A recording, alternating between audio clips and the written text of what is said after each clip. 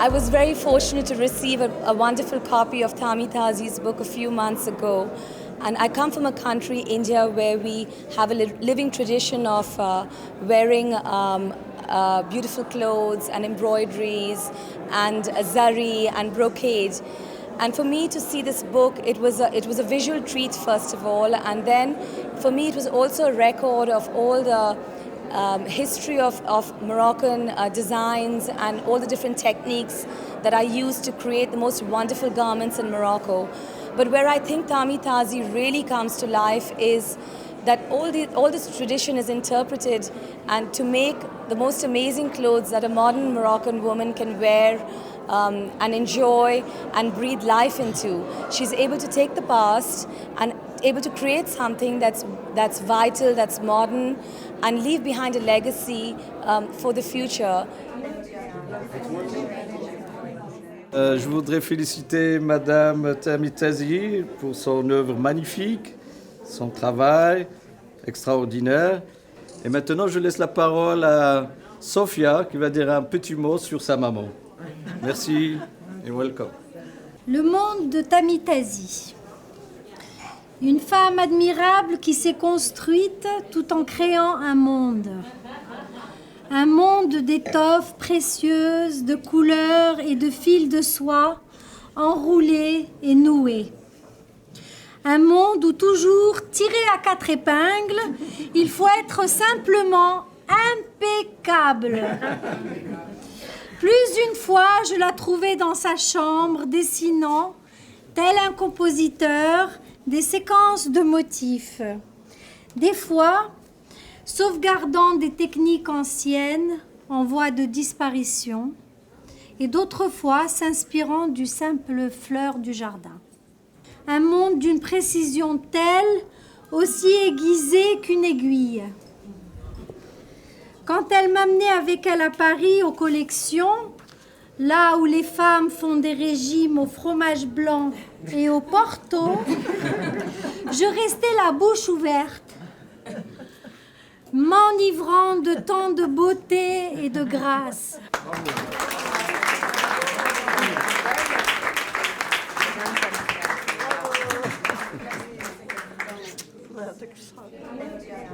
Alors j'ai connu Madame Tazi, cette très très belle femme raffinée qui rentrait dans la galerie de mon père et qui fouinait dans les textiles et les broderies. Mon père, qui n'avait jamais la patience avec ses clients, avait une grande patience avec Madame Tazi. Et je l'observais comme ça. Et il m'a dit, vous savez pourquoi? Parce que c'est la seule Marocaine qui vient regarder les broderies. Il est clair que la beauté des tenues de Madame Tazi se joue dans la chatoyance des couleurs, leur luminosité, ainsi que les broderies qui sont extrêmement raffinées et puis qui font un rappel avec beaucoup d'originalité constant avec le patrimoine de la broderie marocaine. Et je dirais même que la coupe est vraiment intéressante car elle épouse complètement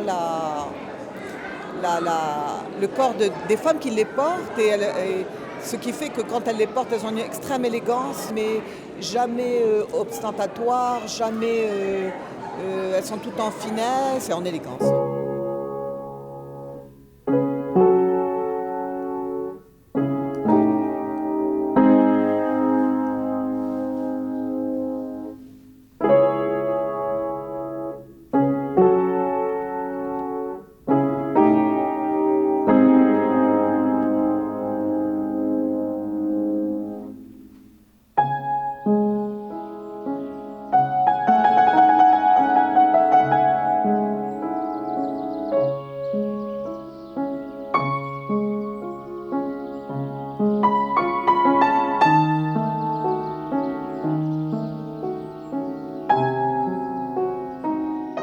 Je suis une Marocaine, je suis née à Melilla, donc j'ai vécu un peu dans une atmosphère espagnole.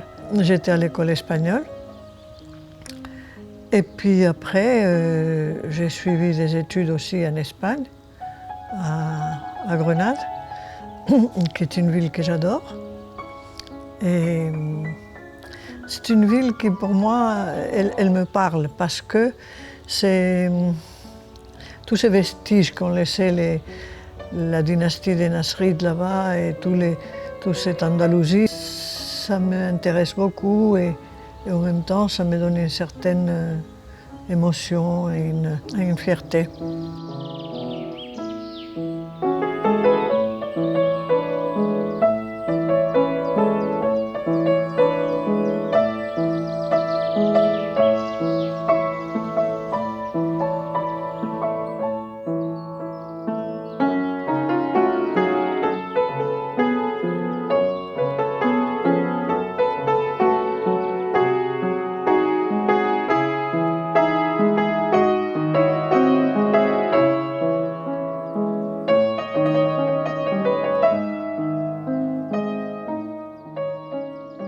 Nous, on était une famille très unie, on était 5 filles. Et mes parents, ils ont pensé qu'on devait faire des études. Surtout ma mère, elle nous a beaucoup encouragés à faire des études. Parce qu'elle s'est mariée très jeune, elle avait 15 ans quand elle s'est mariée. Donc elle n'a pas pu poursuivre ses études et ça lui a manqué. Bon, je me suis mariée, j'ai eu mes enfants, je les ai élevés. Et je me suis dit qu'il fallait quand même trouver une activité.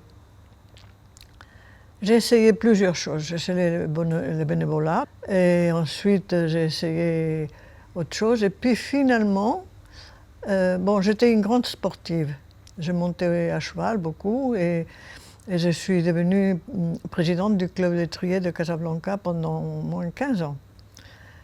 Mais ça ne me donnait pas satisfaction. C'était un hobby, mais ce n'était pas un travail. Donc, sur ça, j'ai rencontré une amie. C'est la Condessa de Romanones. C'est une Américaine qui a épousé un aristocrate espagnol.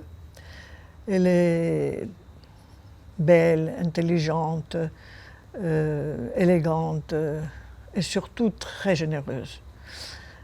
Elle m'a demandé de lui prêter des vêtements pour un reportage qu'elle devait faire. Et je suis allée évidemment avec ma valise chez elle. Elle avait une maison sublime à Marbella, style morisco. Bref, après, elle m'a dit « Mais c'est merveilleux, tout ce que tu fais, c'est sublime, tu devrais t'en occuper, tu devrais faire ton métier de ça parce que c'est trop beau ». Donc elle m'a présenté à toutes ses copines et elles ont toutes commandé. Je me suis trouvée avec un carnet de commandes énorme, je n'avais pas ni atelier ni rien, mais elle a dit « T'inquiète, fais pas, rentre au Maroc avec ces commandes et tu te débrouilleras ». Ma mère n'était pas contente. Elle m'a dit « Non, tu ne dois pas faire ça, ce n'est pas un métier pour toi, tu enlèves le travail à certaines personnes ». Et j'ai consulté avec mon père. Il m'a dit « Non, non, tu peux faire ça, tu as beaucoup de goût. Et puis tu sais, Tammy, il n'y a pas de sot-métier, tu peux le faire ». Alors quand il m'a dit « Tu peux le faire », oh, j'étais contente. Mais moi, je n'ai pas d'atelier, j'ai rien, parce que je n'ai pas fait d'études pour faire la couture. D'ailleurs, je ne suis pas couturière. Mais je sais dessiner, parce que dans la maison, on était très nombreuses et on avait beaucoup d'activités. Entre autres, on faisait du dessin tous les jours avec un professeur de dessin. On faisait de la musique, on apprenait les langues, et puis voilà. Et j'ai trouvé une couturière, une petite couturière espagnole, qui s'appelait Lolita, et que je connaissais depuis très longtemps. Et je lui ai dit de travailler pour moi, et ça a marché, et on a commencé à travailler. Et tout d'un coup, ça a été le grand succès. Mais je ne faisais pas les choses que je fais maintenant. Voilà le genre de vêtements que je faisais, modernes, inspirés des khmis marocains. Et tout ça, c'est des tuniques avec pantalon, en mousseline aussi. Ça, c'est en jersey aussi, brodé aux manches, des serrouals. Voilà, encore une tunique avec un pantalon. Et on voit que c'est des tissus très souples qui épousent très bien le mouvement et le corps. Voilà. Ça marchait très très vite. Et j'ai mis l'atelier à côté, dans une petite villa qui était là à côté, que j'ai louée. Et puis après, il y a eu la maison de couture qui a été à la vente, qui a été fondée dans les années 30 ou quelque chose comme ça. Finalement, je l'ai achetée et cette maison représentait Saint-Laurent, elle représentait Dior. Je commençais à aller en France pour voir les collections, mais je connaissais déjà Saint-Laurent, je le connaissais à Marrakech. Lui, il m'a beaucoup encouragée, il trouvait que ce que je faisais, c'était très bien et tout. Donc, comme ça a changé. C'est devenu, au lieu d'être un travail amateur, c'est devenu vraiment un métier. Je me suis rendu compte qu'il y avait un créneau intéressant à faire, c'était le vêtement traditionnel, que j'ai toujours beaucoup admiré.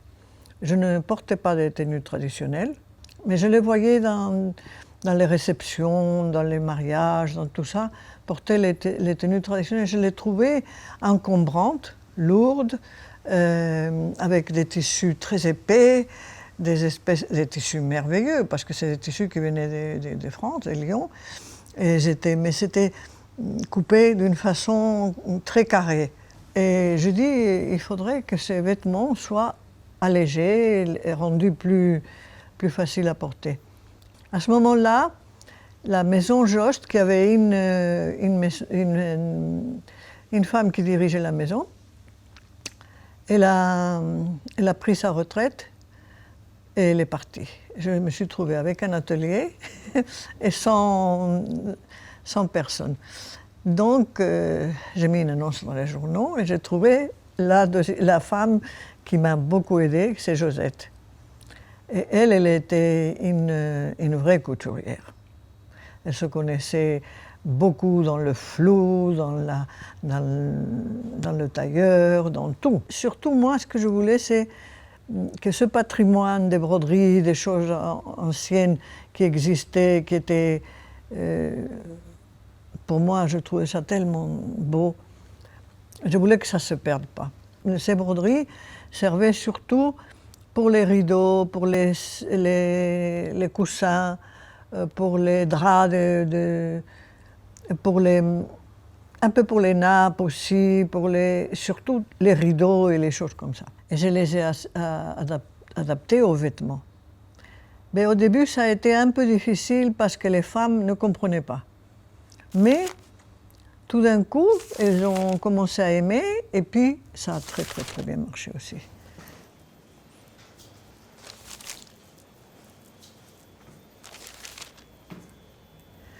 Et maintenant, j'ai cette maison qui est magnifique et qui me pèse très lourd parce que je commence à en avoir un peu assez. Je voudrais arrêter. Bonjour madame. Bonjour Zara, ça va? Oui, Tu vas bien? Merci madame, bonjour.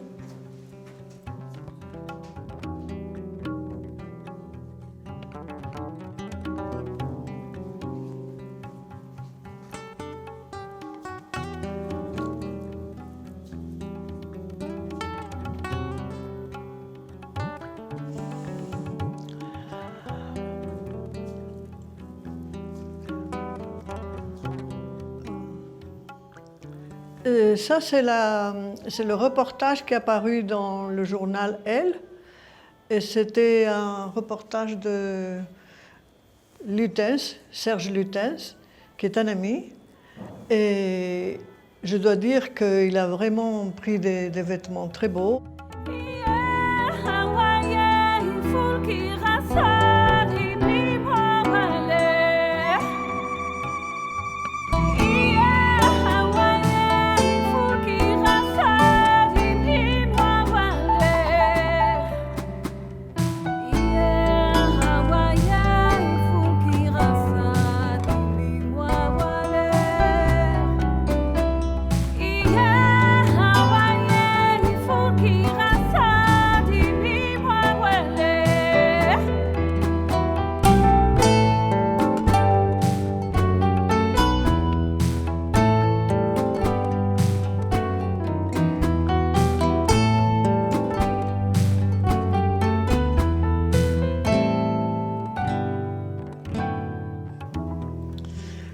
Là, je colorie une chouika.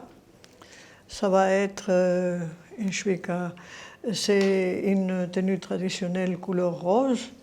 Je fais des iris. Et comme la tenue est rose, un rose un peu clair, je vais lui mettre un peu de couleur. Donc, je lui mets des feuillages verts comme ça. Et puis, une volute qui va être le long de la chouika pour qu'il y ait seulement l'iris.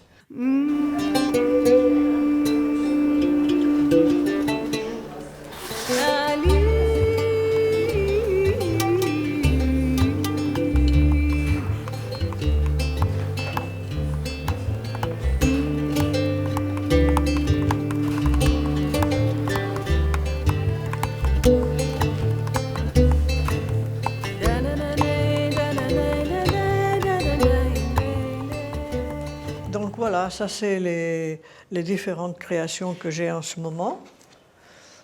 J'en ai d'autres que je vais faire, celle-là, que je trouve très belle. Bon, ça c'est d'inspiration ottoman, celle-là. Ça, c'est d'inspiration turque aussi. C'est magnifique. C'est les tuiles des mosquées des Topkapi ou quelque chose comme ça, voilà, d'Istanbul. J'aime beaucoup la Turquie et je m'en inspire pas mal. Je me suis beaucoup inspirée de l'artisanat, pas seulement l'artisanat turc, japonais, indien, cachemire, mais le Maroc. Par exemple, tout ce qui est les taurik, qu'on appelle taurik, qui est dans les bois, dans les plafonds, tout ça, je me suis largement inspirée. Ici, c'est le salon d'essayage, là où je reçois nos chères clientes. Après avoir pris un rendez-vous, je leur montre les tissus de différentes matières, qu'ils choisissent le lamé ou bien le taffetas, c'est-à-dire là, le taffetas changeante, ou bien le taffetas uni. Et là, après avoir choisi les tissus, je leur propose les dessins. Et je leur propose tous les dessins qu'ils aiment, c'est-à-dire qu'ils veulent choisir. Après là, je prends une note, je prends tous les noms, toutes les coordonnées et toutes les références et toutes les renseignements qu'ils demandent. Et là, je présente cette fiche à notre chère Madame Tazi. Et là, elle choisit, elle décide les couleurs pour chaque tissu. Et après, on fait la coupe, on fait l'essayage, et après, on fait l'exécution des broderies. هذا قفطان كيجيني التوب بحال هكذا كنفصلو ملي كنفصلوه كيتطراسا كنعطي للبنات هما اللي كيمونطيو كيباسيو ان فيل سيتادير لا مارك باش يخليو لا مارك لي دو كوتي كيمونطيو كنديرو ليسياج من بعد ملي كيخرج من ليسياج كنريغلو كيتبيكا لا ماشين كيدير لا فينيسيون بحال هكذا بحال هاد لا فينيسيون هادي كنديرو لا فينيسيون بعد ملي كيدار لا فينيسيون كناخدو حنا الموتيف ديالي اللي سميتو كنقطع كوم بحال باتون اخر بحال غادي نطراسي قفطان في كاغيت يعني في بابي من بعد كنكالكولي لو ديسان باش كنعرف شحال من موتيف غادي يخرج ليا في لاغو من بعد ملي كيتكالا وداكشي كندوزو لواحد السيد هو اللي كيكالي اللي في داك الشومبر الاخر كيكالي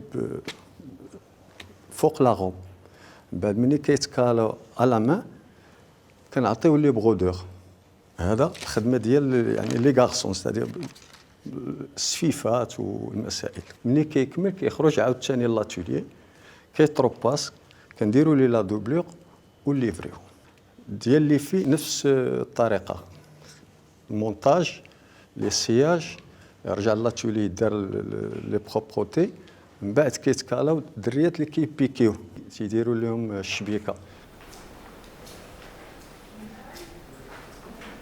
تعلمت في النادي جبت الصنعه ديالي جيت عند طامي التازي ما معلماش هاد الصنعه تعلمت في لاتولي كنت خدامه في بلايص اخرين شوف هذه لاوت كوتور ودابا كنعرف بلدي والرومي ندير دوتو. جيت هنايا صغيره كنتعلم، تعلمت هنايا شبيكه. دخلت للمدرسه تنتعلم الطرز ملي عندي 16 عام. ملي تعلمت وهذا من المدرسه جابوني لهنايا لعند مدام تازي. انا معلمه لي بوان داكشي، ولكن ملي جيت لهنايا تعلمت لا براتيك، كيفاش نخدم على الكاغيط وكيفاش لي ديسان كيفاش نخدمهم ولي كولور. خدمت في بلايص اخرين وخياطات اخرين، ولكن مع طامي التازي لقيت طريقه اخرى ما احسن، من ناحيه الفينيسيون، من ناحيه الخياطه، من ناحيه كيفاش كتلون، كيفاش استفدت اكثر من اللي كنعرف. تعلمنا الصنعه معاها وزادت طورات هي. ما كناش كنعرفوا هادشي ملي جينا لعندها هي، ولينا صنعه مزيانه.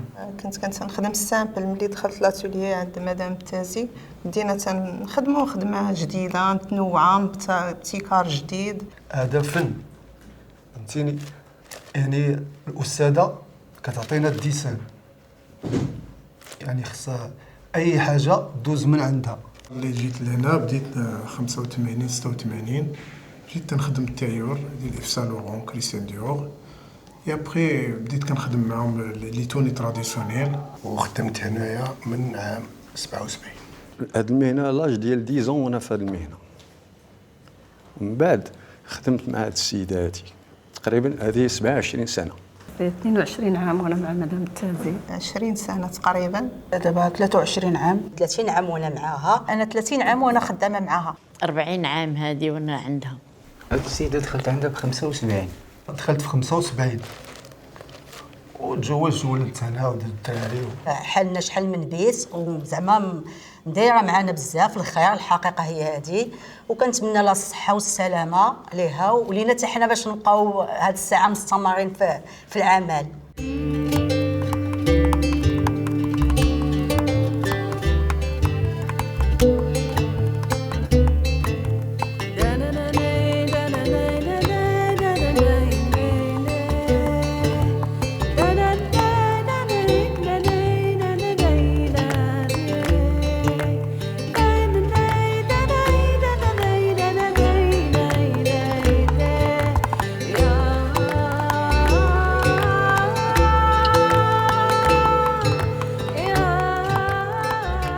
Quand j'ai commencé à faire le caftan, donc, il y avait très peu de femmes qui faisaient le caftan. J'étais, je crois, la seule. Et ensuite, ça a commencé à se diffuser. Les femmes, elles ont commencé à créer des vêtements et ça a été un mouvement extraordinaire, à tel point que maintenant, l'industrie, enfin, c'est pas une industrie, c'est plutôt l'artisanat des caftans, ça emploie des milliers de personnes dans le Maroc. Les femmes, elles créent ces caftans, mais c'est les ouvriers qui les brodent. Donc ça fait beaucoup d'emplois et c'est formidable. Ça, je suis très contente. Et bon, je sais que j'ai été beaucoup copiée, mais je m'en fous, parce que c'est la rançon du succès. Quand tu fais quelque chose qui plaît, c'est normal, les femmes demandent « fais-moi un caftan style Tami ». Et elles prennent un journal et ils disent « voilà, c'est ça que je veux », etc. Bon, ben, ils copient, c'est bien. J'aime beaucoup ce que je fais, j'aime beaucoup le patrimoine. J'ai passé ma vie à collectionner des broderies. Toutes ces broderies marocaines, j'étais par exemple à Tétouan, j'allais souvent chez les antiquaires, et dans les Médinas, et à Rabat, et partout, et je trouvais des broderies merveilleuses.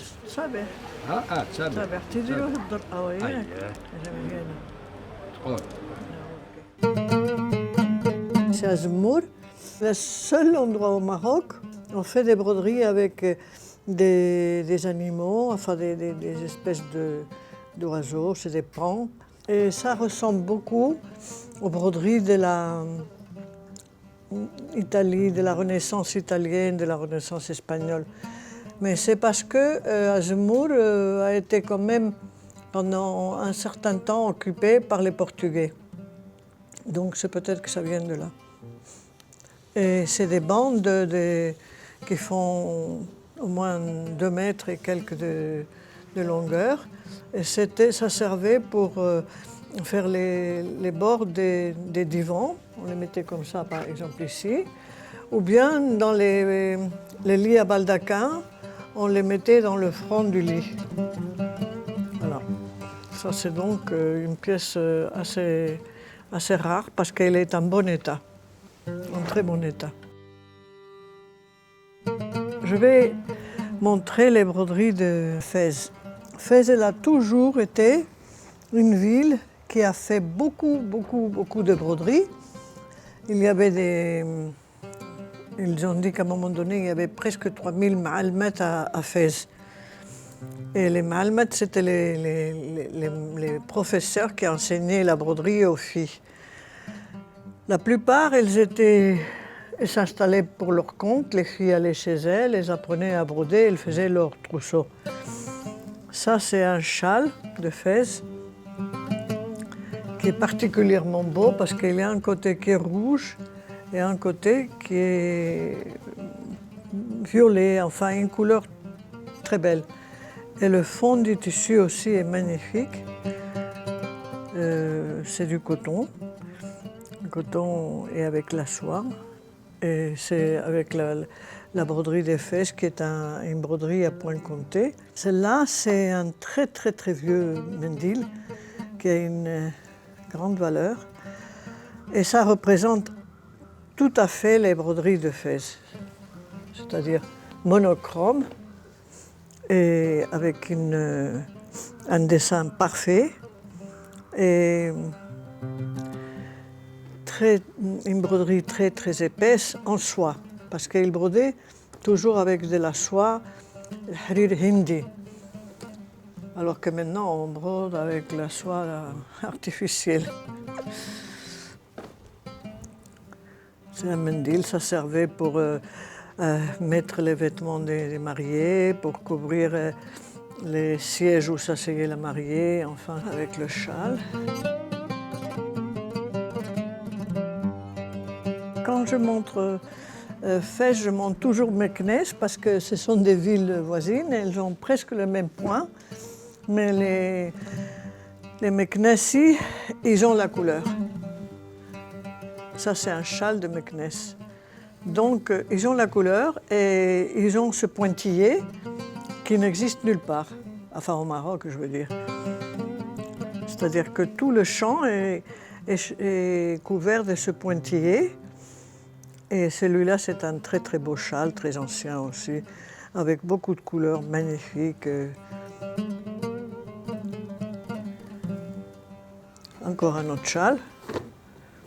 Mais c'est des couleurs magnifiques. Et toujours le pointillé. Tout ça, c'est des châles que les femmes mettaient pour aller au hammam. Enfin, pour la sortie du hammam. La cérémonie du hammam, c'était incroyable. Et les femmes n'avaient pas le droit de sortir, elles étaient récluses. Et elles allaient une fois par semaine peut-être au hammam. Et puis elles n'allaient pas seules au hammam. Elles allaient toujours accompagnées par des douaniers. C'était toujours la dada, la grande-tante, toutes les personnes comme ça.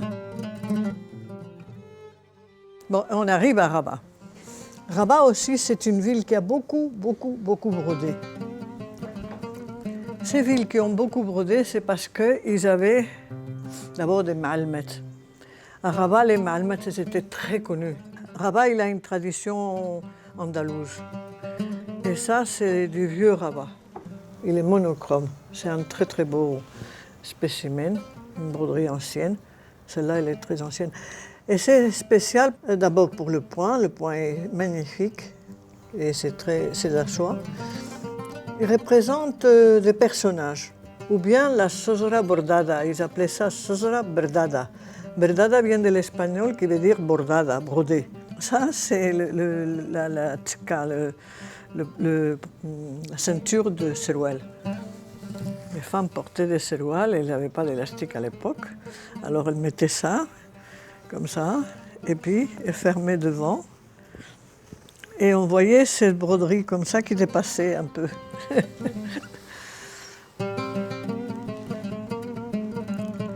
Voilà, ça c'est ce qu'il y a de plus beau à Rabat, c'est les rideaux. Les rideaux, ils étaient très soignés. Ils avaient des rideaux incroyables. Regardez la magnifique broderies qu'il y a. C'est tellement régulier qu'on dirait pas que c'est brodé. Tout ça, c'est fait à la main aussi. Il n'y a pas d'endroit ni d'envers. Les couleurs sont magnifiques. Ça représente, c'est très très beau. C'est somptueux, c'est très bigarré. Et c'est comme des minarets. Des minarets ou des portes. Toujours brodé sur des tissus assez précieux. Cotonnade, mais cotonnade brodée, cotonnade déjà un peu précieuse. Salé, c'est la sœur jumelle de Rabat, la ville jumelle. Mais ces broderies n'ont rien à voir avec Rabat, sont complètement différentes. C'est des broderies très étranges, architecturales. Et ça, c'est le classique de... C'est sûrement aussi un bas de rideau. Ça, c'est une rivière. C'est comme un reflet. Et c'est un point qui ressemble un peu au point de Shawin. Mais c'est ça la plus étrange des choses.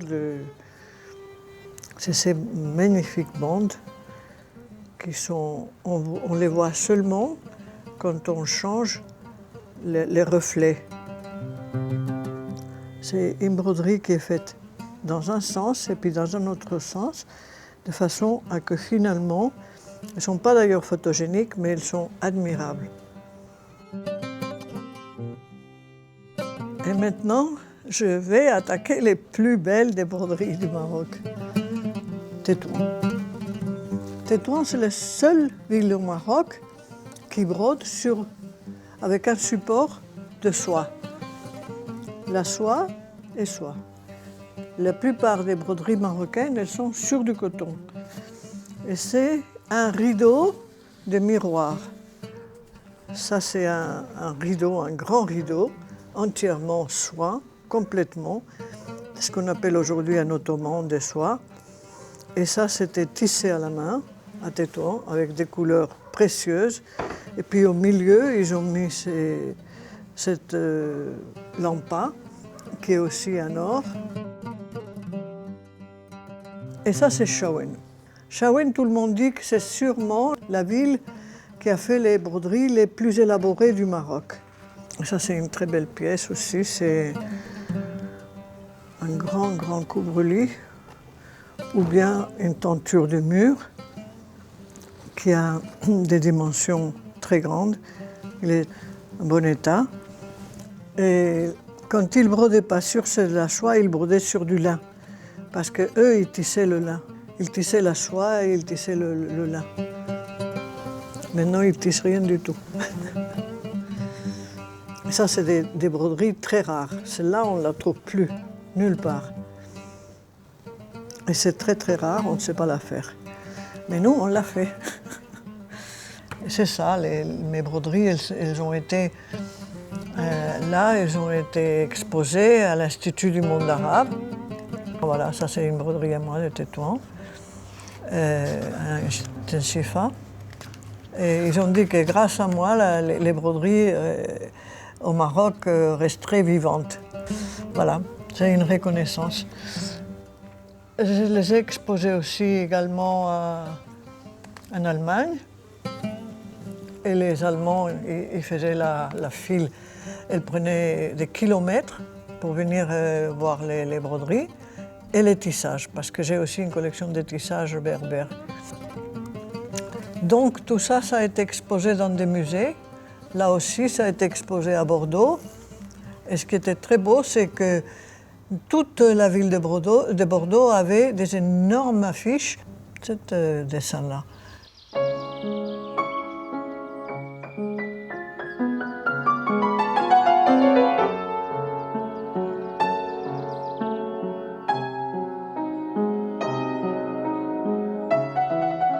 Pour moi, ce travail, c'est pas vraiment un travail, c'est une passion.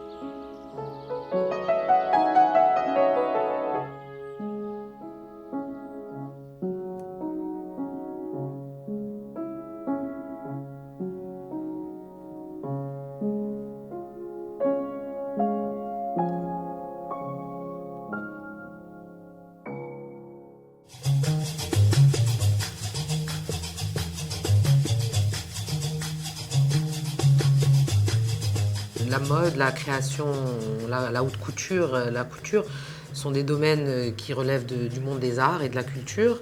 On a tendance parfois à l'oublier. Et c'est une femme qui a, par son travail, été un précurseur. Elle a été pionnière, je dirais, dans son approche qui est de moderniser le vêtement traditionnel marocain et de le moderniser dans le sens où lorsque une femme moderne aujourd'hui porte un caftan de Tamitasi, elle a vraiment le sentiment d'être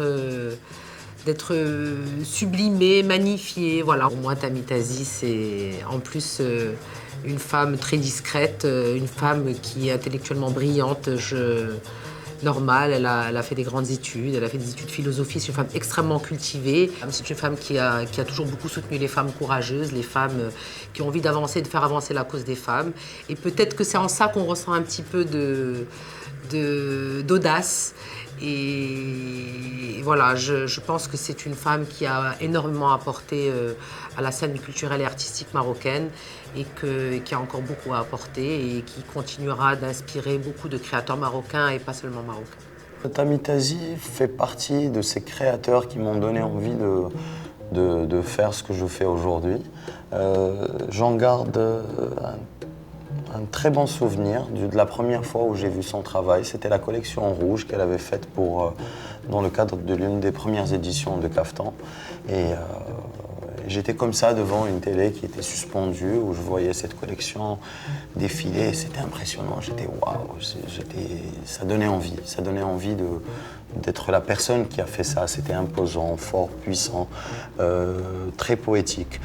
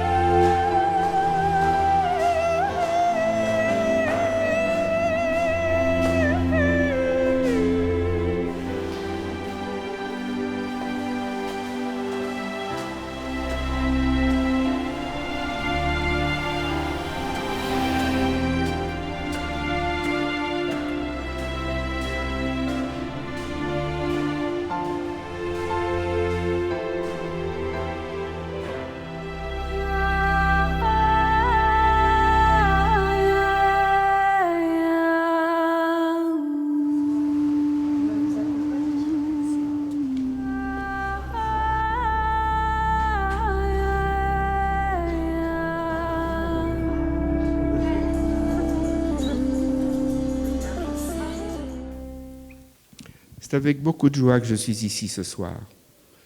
La première fois que j'ai vu une collection de Tami Tazi, c'était à la Maison du Monde Arabe, à Paris, et j'étais avec Yves Saint-Laurent. J'étais avec Yves Saint-Laurent, qui aimait beaucoup Tami. Nous nous sommes rencontrés pour la première fois dans les années 60 à Marrakech. Nous sommes devenus des amis. Nous n'avons pas cessé d'être des amis. Mais ce qui nous réunit ce soir, ce n'est pas l'amitié encore que, mais c'est la mode.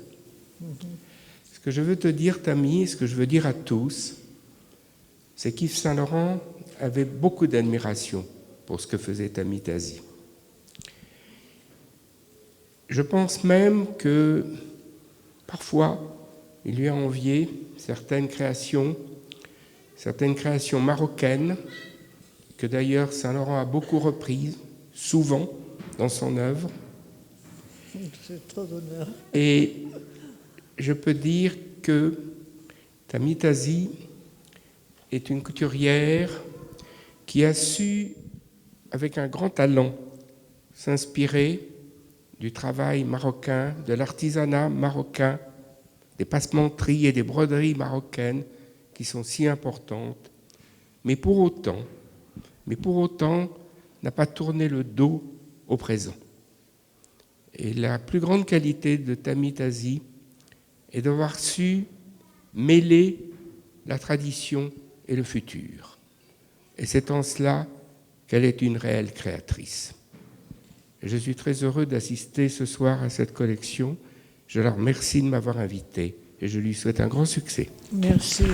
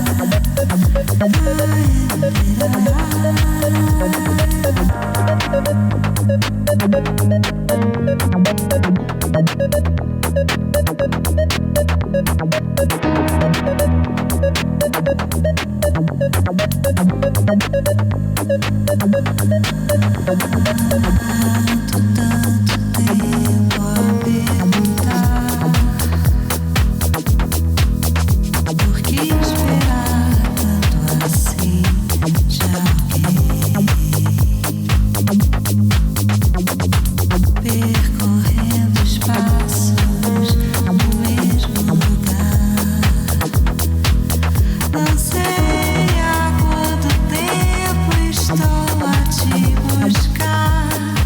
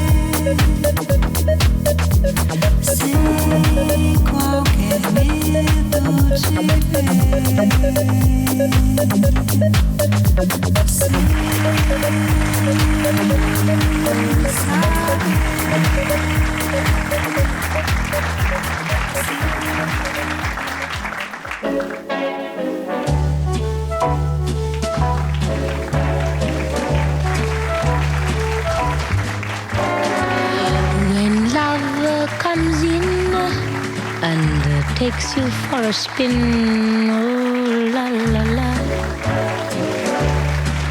c'est magnifique. When every night your loved one holds you tight, oh la la la, c'est magnifique. But when one day your loved one drifts away, oh la la la, it is so tragic. But when once more he whispers, je t'adore, c'est magnifique.